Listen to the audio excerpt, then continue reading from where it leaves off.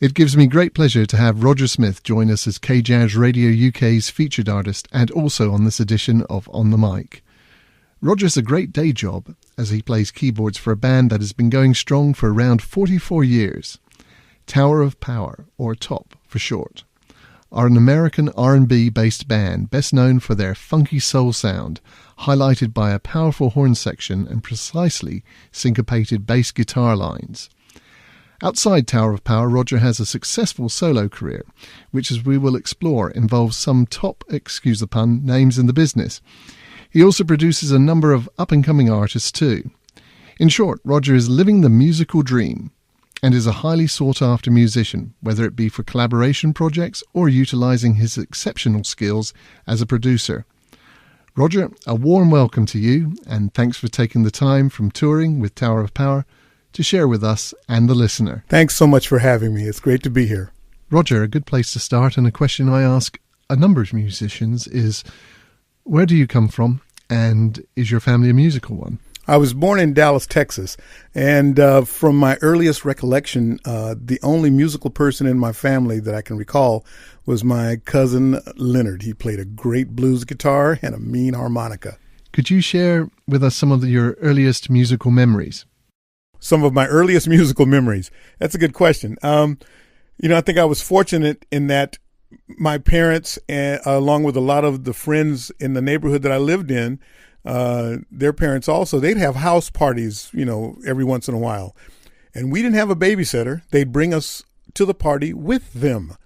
So while they were in there drinking and eating and having a good time and socializing and dancing, they'd put us in the bedrooms and feed us and make sure we were okay. And we had games to play and we socialized with each other as kids would.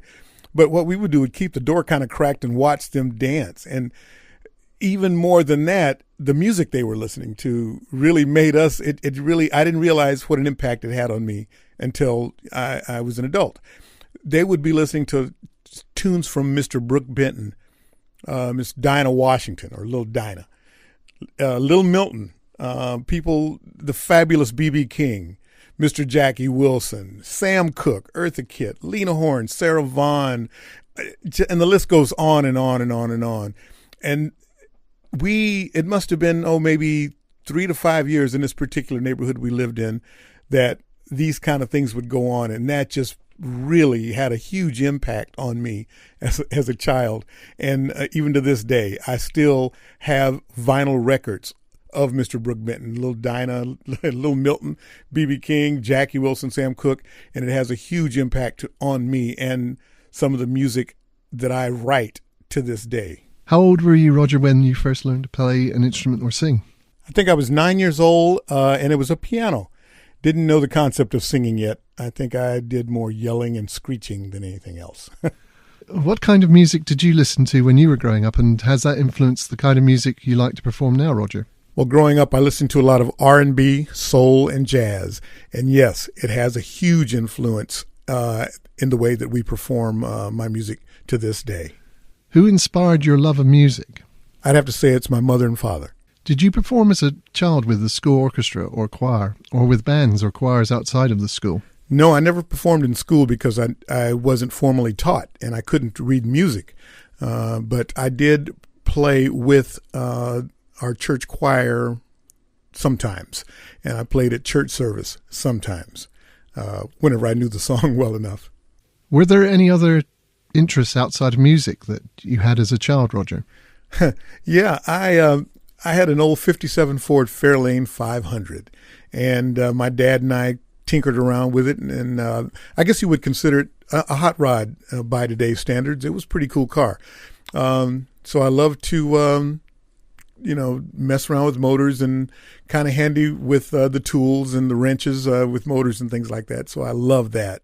I also played football in high school. That was a great time. At what stage did you realize you could make a career out of music? At what stage? I think I'm still trying to find that stage. Oh, boy. No, I think that realization came when I played with the late Freddie King. That was my very first professional job in Austin, Texas, at a place called the Armadillo World Headquarters. I'll never forget it as long as I live. I had a black B3 organ, that they would use at the venue, for backline.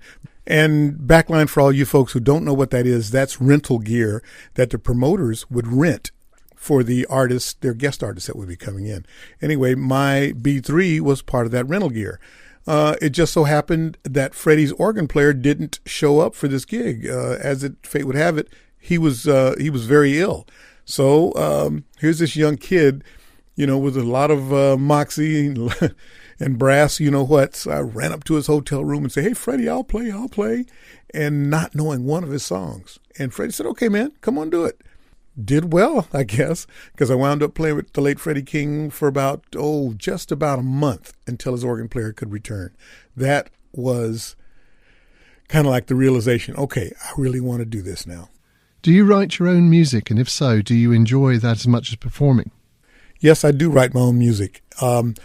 And I enjoy them both equally, because once you've written your own music and you put the band together and you rehearse the band and then you get out and you play in front of an audience, it's so fulfilling.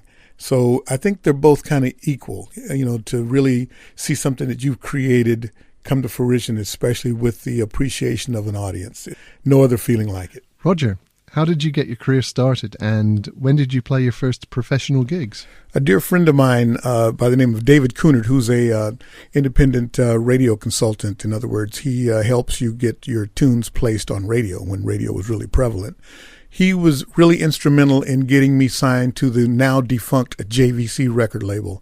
And I owe him so much, because that was the beginning of my career. And as I stated before, one of my first gigs was with the late Freddie King. That was the beginning of my touring and performing career.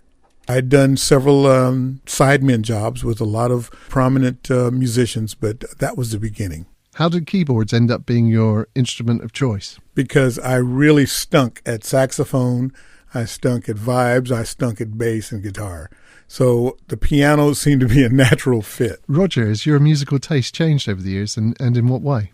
Well, I wouldn't say that my musical tastes have changed. I would say that it's been broadened by listening to music of the Southern Hemisphere, South American music, Cuban music, African music, East Indian music, Arabic.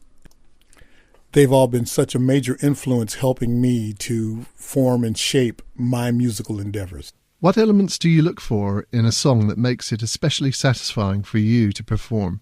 Quite simply, the melody and the groove. We'll take a musical break, as I'd like to share a fantastic feel-good track with the listener from your CD 360.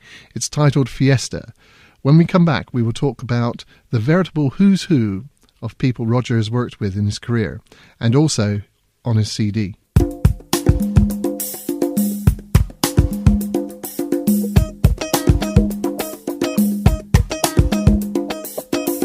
I get so excited when I know a party's going on. Then my heart starts racing and I know it won't be long before my feet start moving and I know I can't stand still. The same thing always happens and it always will. When I see the dance floor, something burns inside of me. I can't help myself, the rhythm takes control of me. When I feel it, there is nothing I can do. I wanna stand, I wanna move, I wanna dance all night with you. Have a party. La fiesta. Tengamos un baile. La fiesta. La fiesta. When the party's jumping, there's no place I'd rather be. When the music's pumping, something takes a hold of me. I feel the need to dance so strong it takes over my mind. The same thing happens each and every time. When I see the dance floor, something burns inside of me. I can't help myself, the rhythm takes control of me. When I feel it, there is nothing I can do. I wanna stand, I wanna move, I wanna dance all night with you. Let's have a party. Whoa, una fiesta, una fiesta. Tengamos un baile.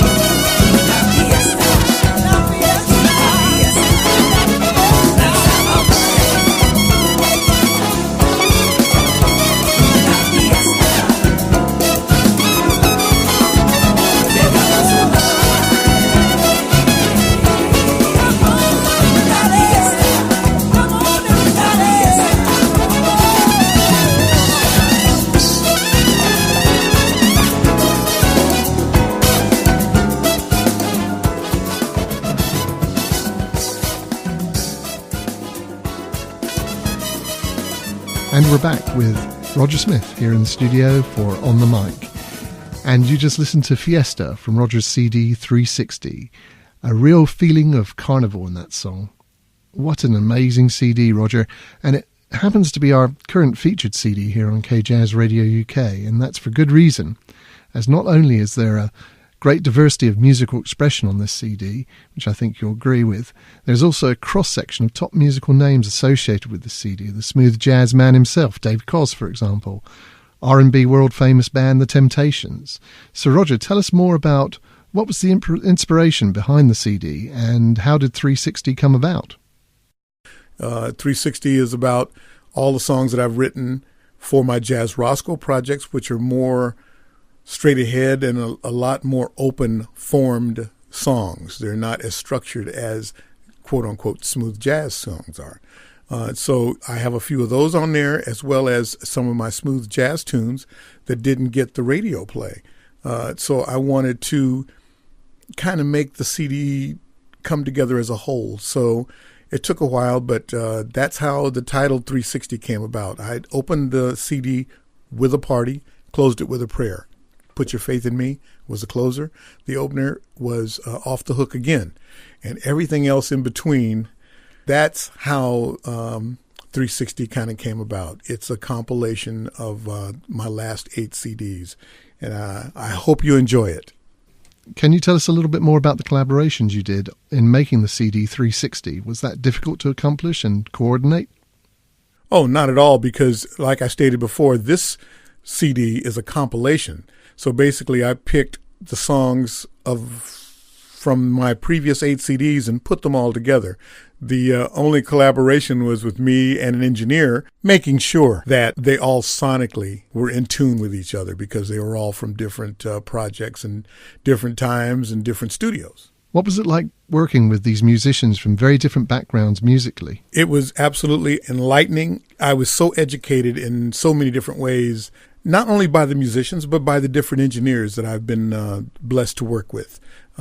Different recording techniques, different ways of producing certain artists, working with Dave Koz, working with the Mighty Temptations, and getting that kind of a performance out of them was quite an experience. Working with the legendary Peter White, the great and also powerful Tower of Power horn section, guitarist Ray Obieto, Dave Matthews, so many gifted and talented people. It was awesome. Could you share with us the creative process you use when it comes to creating new music? Well, my creative process is really primal. I'm a bass and drums person. Without that bottom and that deep groove, in my opinion, there's nothing. As we have discussed, you have collaborated with several musicians, and a number of them are actually outside the smooth jazz genre. For example, Dave Matthews Band. You've made guest appearances with them. Can you tell us a little bit about that? That was quite special for me. I was with Tower of Power in Seattle, Washington, and we were playing this great jazz venue called Jazz Alley. I looked up and I saw Carter Buford, the drummer of Dave Matthews Band, and Rashawn, the trumpet player, walk in. So I walk up to Carter and I go, "Hey man, what are you doing here? You're a long way from the East Coast." And he said, "Man, I've been here for about a month." And I said, "What are you doing?" "Well, excuse me, I'm here with David. We're doing a new CD." I said, "Really?"